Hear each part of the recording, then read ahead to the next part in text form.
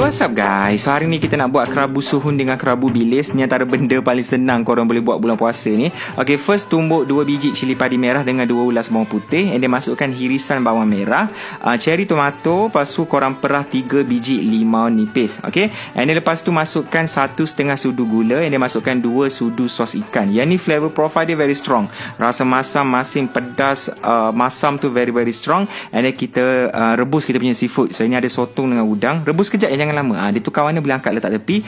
Air rebusan seafood tadi tu kita guna untuk rebus suhun pula, supaya rasa seafood tu melekat dekat suhun tu lah. Suhun ni pun sama, rebus kejap je. Yang direndam dalam air sejuk untuk tak nak bagi dia lembik sangat. Okay, so sos tadi kita campurkan dengan seafood, campurkan dengan suhun tadi.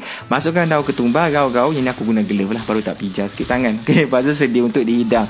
Rasa masam, pedas, kick pedas semua tu memang sedap. Rasa macam makan dekat Kampung Baru pun ada, kedai kat Tom Ye. Okay, so siap lah kita punya kerabu suhun. Okay, next kita nak buat kerabu bilis. Yang ni lagilah senang. Okay, first korang gorengkan bilis, goreng sampai dia crispy golden brown cantik macam ni, letak kat tepi. Kemudian kita masukkan hirisan kacang panjang, bawang merah, lepas tu bunga kantan, and then masukkan tomato cherry, lepas tu 3 biji cili padi merah. Okay, barulah masukkan ikan bilis kita dah goreng tadi. Kemudian korang perah 2 biji limau nipis, masukkan gula dengan sebut perasa secukupnya. Lepas tu letakkan sikit sos ikan, jangan banyak sebab ikan bilis dah masin dah. Gaul-gaul, siap lah. Ini jauh lagi senang.